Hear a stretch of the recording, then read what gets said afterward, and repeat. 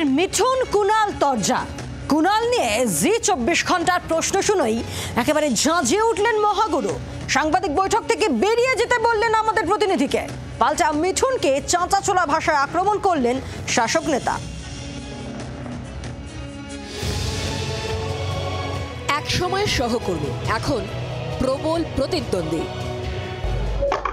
এই লোকটার নাম নিলে আমার না, এটা একটা পচা নর্দমা। এই পচা নর্দমার সাথে আমার কম্পেয়ার করবেন। মিঠুন চক্রবর্তী আর কুণাল ঘোষের বিবাদ দীর্ঘদিনের, থেকে থেকেই ঠোকাঠুকি লেগে যায় দুই নেতার মধ্যে। একে অপরের নাম শুনলেই রীতিমতো ঝাঁঝিয়ে ওঠেন। শুক্রবারও এর ব্যতিক্রম হলো না। এদিন হুগলির আরামবাগে বিজেপির কর্মী সম্মেলনে যোগ দেন মিঠুন।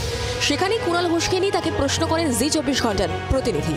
পুরো প্রশ্ন শোনার আগেই রেড়ে করে ওঠেন মহাগুরু। এমনকি সাংবাদিক বৈঠক থেকে বেরিয়েও যেতে বলেন আমাদের প্রতিনিধিকে।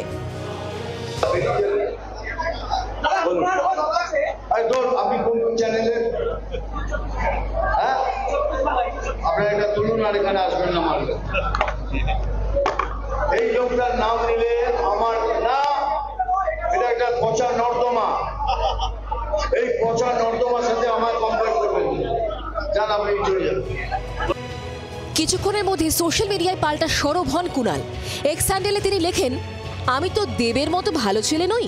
মিঠুন দা আমাদের সরকার দল সম্পর্কে কুৎসা করলেও দেব হাসি মুখে ওর সঙ্গে সিনেমা করে। তার ছবি পোস্ট করে কুৎসার জবাব দেয় না। আমি কুণাল ঘোষ যুক্তি দিয়ে পাল্টা জবাব দিই মিঠুন দাকে। দেব মিষ্টি, আমি দুষ্টু। তাই সাংবাদিক সম্মেলনে আমার নাম শুনেই তেলে বেগুনে জ্বলে উঠলেন জলঢোরা। পরে সাংবাদিক বৈঠক থেকেও মিঠুনকে চাঁচাছোলা ভাষায় আক্রমণ করেন এই শাসক নেতা।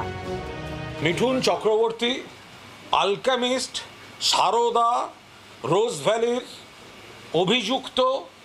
মিঠুন চক্রবর্তীকে সেন্ট্রাল এজেন্সি অ্যারেস্ট করত, ঘাড় ধরে নিয়ে যেত।